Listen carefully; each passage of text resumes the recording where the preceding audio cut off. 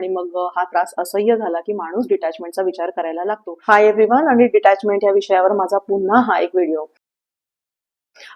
बऱ्याचदा कसं होतं की आपल्या आयुष्यात कोणीतरी येतं, आपल्याला ते लोक आवडतात, आपण त्यांच्यावर फार जीव लावतो आणि त्यानंतर ते लोक देखील आपल्याशी फार प्रेमाने सुरुवातीला वागत असतात, पण मग हळूहळू त्यांचं वागणं बदलतं आणि आपल्याला त्या बदलणाऱ्या वागणं आपल्याला दिसत असतं, आपल्याला त्याचा त्रास होत असतो, पण आपण त्याच्यावर कंप्लेंट देखील करतो त्यांच्याकडे, पण त्यांना काही त्याचा फरक पडत नाही आणि आपल्याला त्रास होतो आणि मग हा त्रास असह्य झाला की माणूस डिटॅचमेंटचा विचार करायला लागतो. पण मग तो इतका 100% इन्व्हेस्टेड असतो की त्याला डिटॅचमेंट देखील बऱ्याचदा कठीण होते. तर अशा वेळेला काय करायचं की सगळ्यात पहिलं एक्सेप्ट करा की ही एक प्रोसेस आहे, याला वेळ लागणार आहे.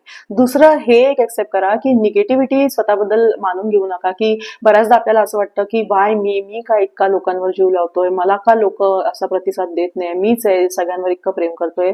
तर बघा, जर का तुम्ही सगळ्यांवर प्रेम करत असाल तर ऍक्च्युली हे स्वतःला पोचण्याची गोष्ट नाहीये, ही ऍक्च्युली स्वतःवर प्राऊड फील करण्याची गोष्ट आहे. कारण प्रेमळ हृदय हे देवाच्या कृपेशिवाय मिळत नसतं. त्यामुळे तुम्ही ब्लेस्ड सोल आहात की देवाची तुमच्यावर कृपा आहे आणि त्याचमुळे तुमच्यामध्ये ही कॅपॅसिटी आहे की तुम्ही कोणावरही 19-20 प्रेम करत नाही, तुम्ही लोकांवर 100% प्रेम करता.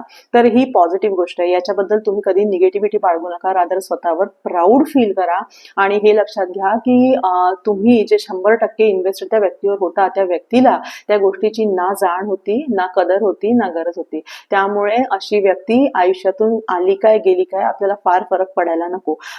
ऐकायला थोडं म्हणजे मला बोलणं सोपं आहे, पण फॉलो करायला ही गोष्ट कठीण असते. पण जर का आपण छोट्या छोट्या स्टेप्स घेतल्यात ना, तर डिटॅचमेंट ही फार अशक्य गोष्ट नाहीये, पॉसिबल आहे. फक्त थोडंसं पॉझिटिव्ह राहावं लागतं आणि थोड्या स्टेप्स एव्हरी डे घ्याव्या लागतात. तर त्या कोणत्या स्टेप्स आहे याच्यावर पण आपण पुढच्या काही व्हिडिओजमध्ये बोलूया.